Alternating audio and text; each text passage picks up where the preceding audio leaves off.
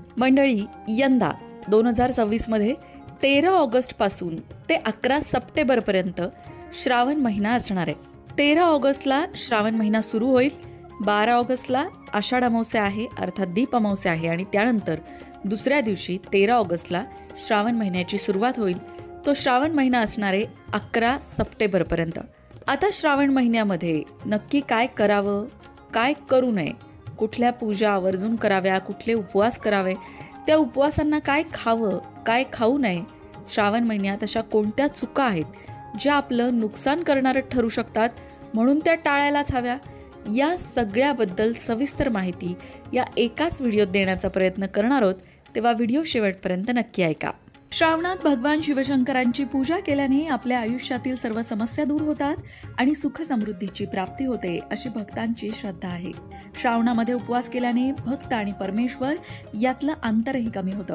एवढंच नाही तर शरीर शुद्धी, मनशुद्धी सुद्धा होते. आठवड्यातून 1 दिवस तरी कमीत कमी उपवास करावा, असं आयुर्वेद सुद्धा सांगतं. सर्व दूषित पदार्थ त्यामुळे शरीरातून बाहेर पडतात.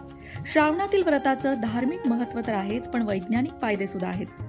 श्रावण ऋतूतील बदलामुळे आपली पचनक्रिया मंदावते आणि उपवास केल्यामुळे पचन संस्थेला थोडी विश्रांती मिळते आणि शरीरातील सर्व दोष दूर व्हायला मदत होते. म्हणूनच श्रावणामध्ये कांदा लसूण खाऊ नये असं म्हणतात. तसंच पालेभाज्यांचं सेवन सुद्धा करू नये, कारण या ऋतूमध्ये या पदार्थांचं सेवन केल्याने आरोग्याला तर हानी पोहोचतेच आणि आरोग्याचा परिणाम मनावरही होतो. मनामध्येही उदासीनता दाटून येते. म्हणूनच श्रावण महिन्यामध्ये सात्विक आहार घ्यावा. मांस आणि मदिरा यांचं सेवन करू नये. त्याचबरोबर नेहमीपेक्षा आहार कमी घ्यावा, पण इतकाही कमी घेऊ नये की अशक्तपणा जाणवेल. आवश्यक पौष्टिक आहार घ्यावा, पण खूप तेलकट तळलेले पदार्थ श्रावण महिन्यामध्ये खाऊ नये. म्हणूनच सात्विक आहार असं म्हटलं गेलंय. श्रावण महिन्यामध्ये या प्रकारे सात्विक आहार घेतल्यामुळे शरीरामध्ये सकारात्मक ऊर्जेचा संचार होतो आणि वातावरण कसंही असलं तरी मन आणि मेंदू प्रसन्न राहतो. म्हणूनच श्रावण महिन्यामध्ये वेगवेगळ्या प्रकारचे व्रतही करायला सांगितले जातात, कारण मनामध्ये सात्विकता येण्यासाठी, मनामध्ये सकारात्मकता येण्यासाठी मन ईश्वराच्या चरणी लावणं आवश्यक असतं. तरच आपल्या मनामध्ये सात्विक विचार निर्माण होतात आणि आपल्या मनामध्ये सकारात्मकता प्रवेश करते. म्हणून तुम्ही श्रावणामध्ये अगदीच काही नाही जमलं तरी कमीत कमी एखादं व्रत तरी नक्की करा. जेव्हा आपण व्रतस्थ होतो तेव्हा कुठल्याही व्रताचे नियम पाळणंही आवश्यक असतं. म्हणूनच श्रावणामध्ये खोटं बोलू नये, कुणाला फसवू नये.